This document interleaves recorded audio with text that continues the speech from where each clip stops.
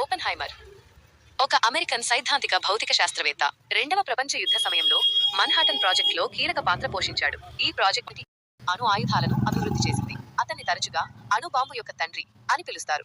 జీవితం మరియు కెరీర్ 1904లో న్యూయార్క్లో జన్మించాడు.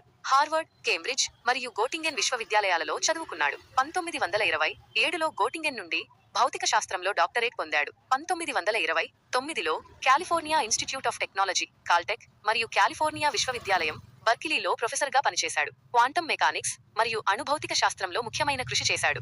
మన్హాటన్ ప్రాజెక్ట్ రెండవ ప్రపంచ యుద్ధం ప్రారంభమైన తరువాత అణు బాంబు అభివృద్ధి చేయడానికి జరిగిన అమెరికా ప్రయత్నాల్లో ఓపెన్ హైమర్ కీలక వ్యక్తిగా మారాడు. 1942లో లాస్ అలమోస్ ల్యాబొరేటరీకి డైరెక్టర్గా నియమితులయ్యాడు. అతని నాయకత్వంలో ప్రపంచంలోని అత్యుత్తమ శాస్త్రవేత్తలు కలిసి పనిచేశారు మరియు 1945లో మొదటి అణు బాంబును విజయవంతంగా పరీక్షించారు. ట్రినిటీ పరీక్ష. యుద్ధం తరువాత ఓపెన్ హైమర్ అణుశక్తి యొక్క అంతర్జాతీయ నియంత్రణకు గట్టిగా వాదించాడు. హైడ్రోజన్ బాంబు అభివృద్ధిని వ్యతిరేకించాడు.